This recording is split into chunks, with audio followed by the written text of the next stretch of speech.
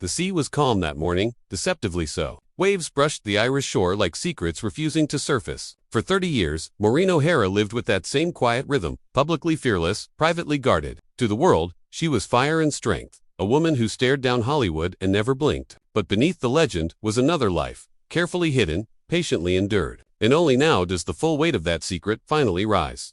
She was known as the Queen of Technicolor, her red hair blazing across cinema screens, her presence impossible to ignore. Audiences believed they knew her, the strong-willed heroine, the outspoken star who refused to be controlled, yet every time the cameras stopped rolling, Maureen stepped into a different role, one with no applause, no script, and no guarantee of safety. How does someone so visible disappear in plain sight? In the golden age of Hollywood, image was survival. Studios crafted personas like armor, and Maureen wore her as well. She married, divorced, worked relentlessly, and earned a reputation for toughness in a town that punished vulnerability. But behind closed doors, she lived with a truth she couldn't share, not with fans, not with the press, sometimes not even with herself. It was easier to let the world believe she was alone, by choice, than to explain the life she was quietly maintaining. Picture a late night in her Beverly Hills home. The phone rings, and she answers in a voice softened by familiarity. The conversation is intimate, cautious, filled with pauses. When it ends, the silence returns heavier than before. For decades, Maureen loved deeply, but not publicly. The relationship didn't fit Hollywood's expectations or its headlines.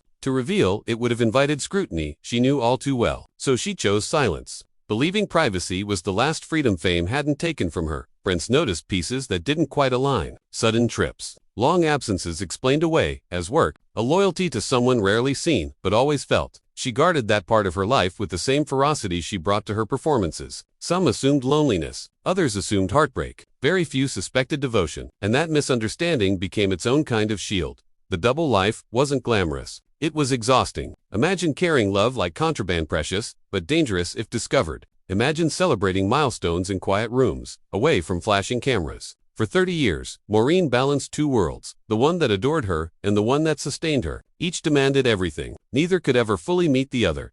There were moments she nearly told the truth. Interviews where the question lingered too close. Conversations where honesty pressed against her lips. But Hollywood had taught her a lesson. Early truth doesn't always set you free. Sometimes it costs you everything. So she smiled, deflected, and returned to the character everyone expected. Strength became her camouflage. As time passed, the secret aged with her. What once felt necessary began to feel heavy. The world changed, slowly becoming kinder to stories once hidden. And with age came reflection. What is the price of privacy? What is the cost of protecting love at the expense of being fully seen? These questions followed her into later years. Long after the spotlight dimmed, when the truth finally emerged, it didn't explode, exhaled. Those close to her spoke carefully, revealing a portrait not of deception, but of survival. A woman navigating a world that wasn't ready for the complexity she lived. The double life wasn't about betrayal. It was about control over her narrative, her heart, her safety.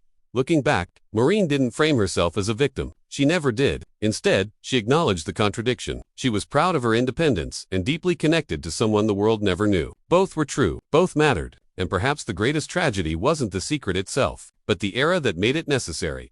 As the Irish Sea continues its endless rhythm, her story settles into place not as scandal, but as testament. To love quietly, to endure publicly, to choose dignity when honesty feels too dangerous. We're left to wonder how many other icons carried lives we never saw, and what stories are still waiting for the world to become gentle enough to hear them. In the end, Maureen O'Hara's double life wasn't a lie. It was a negotiation with time, fame, and fear. And now that the secret is finally known, the question lingers: how many of us are remembered for the roles we played, and not for the lives we protected when no one was watching?